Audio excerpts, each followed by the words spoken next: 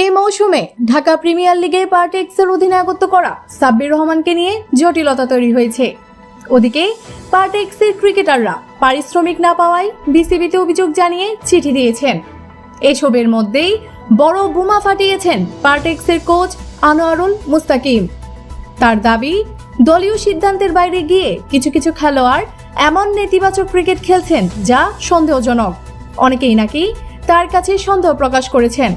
Match fixing করছেন পার্টেক্সের ক্রিকেটাররা।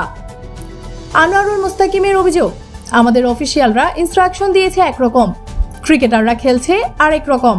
আমাদের অফিসিয়ালরা ইনস্ট্রাকশন দিচ্ছে আমার দল 100 রানে অল আউট হয়ে যাক, কিন্তু ইতিবাচক খেলা চায়, কিন্তু ওরা গিয়ে নেগেটিভ ক্রিকেট খেলেছে। কী ধরনের নেগেটিভ ক্রিকেট খেলছেন জানতে চাইলে মুস্তাকিম বলেন, নেগেটিভ বলতে যেমন ধরেন 50 বল খেলে 18 রান, ওই ধরেন কেউ 40 বল খেলে 5 রান। আমার অফিসিয়াল তো এটা গ্রহণ করেনি। তাহলে কি ক্রিকেটারদের নিয়ে অন্য কোনো সন্দেহ করছেন জানতে চাইলে পার্টেক্সের কোচ বলেন, এটা শুধু আমরা না, বিভিন্ন জায়গা থেকে ফোন আসছে, এটা সন্দেহজনক। তোমাদের দলের খেলোয়াড়রা এমন করছে কেন? এরকম তো খেলার কথা না। যেখানে 220 রান তারা করছি 20 ওভারে 37 রান, এটা তো সন্দেহজনক খেলা। আমি তো প্রমাণ ছাড়া কোনো কথা বলতে পারছি না। আমাকে অনেক খেলোয়াড় অনেক ফোন করছে, আপনার এই খেলোয়াড় ফিক্সিং করছে, এই খেলোয়াড় এটা করেছে ওটা করেছে।